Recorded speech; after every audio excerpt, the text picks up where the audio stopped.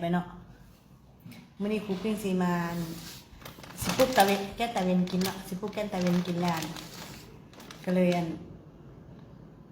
อยากเอามาเซให้เขาเจ้าหัวไปปลูกกินเองนะผู้ใดอยากกินก็ไปปลูกกินเองเนาะ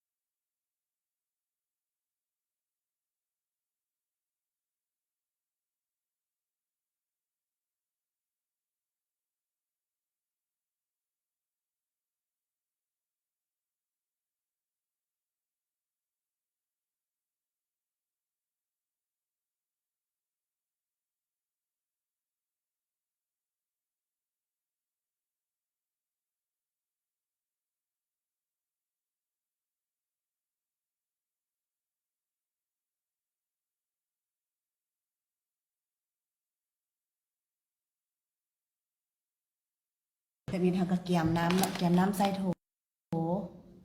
ใส่อันนี้มาผู้ใดมีซามก็เกียมใส่ซามมาก็ได้เนาะเกียมน้ำใส่ซามมาเพื่อว่าเขาจะมาเซ่สำหรับครูปิ้งนี่เขาเจ้าให้เซ่8 ชั่วโมงสำหรับครูปิ้งนี่เซ่มื้ออื่นเช้าเลยเนาะเซ่ฮอนมื้ออื่นเลยมื้ออื่นเช้าแล้วจริงออกให้เสด็จ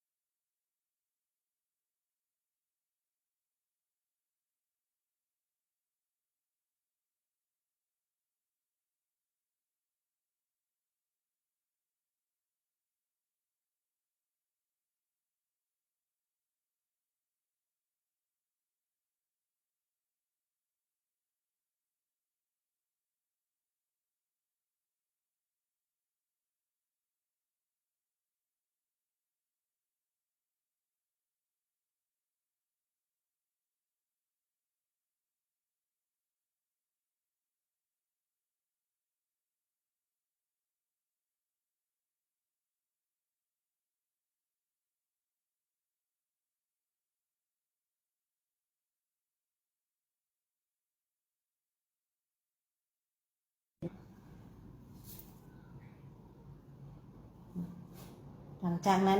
อันนี้2.5 กรัมเนาะหลังจากนั้นเราก็ทอดแล้วก็ไปแช่น้ำเนาะไปแช่น้ำไว้แล้วก็เอานี่เต็งไว้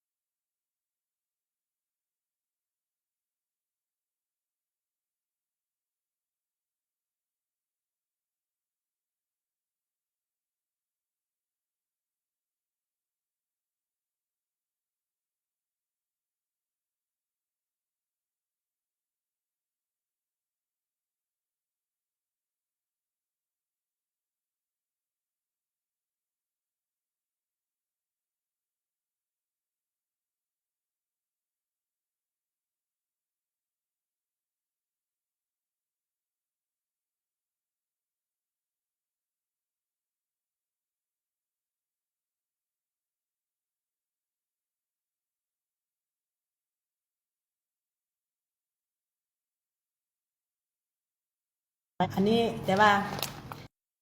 ถ้าว่าเป็นเวียกเป็นงานมันจะอายุยาวเนาะแต่ว่าถ้าเป็นแก้นผักตัวนี้อายุสั้นเนาะแค่7 วันก็ได้กินถ้าว่าเป็นที่ว่าเป้าหมายอย่างที่ว่าเขาตั้งไว้นะมันต้องใช้เวลาเนาะก็มีอุปสรรคระหว่างทางเนาะ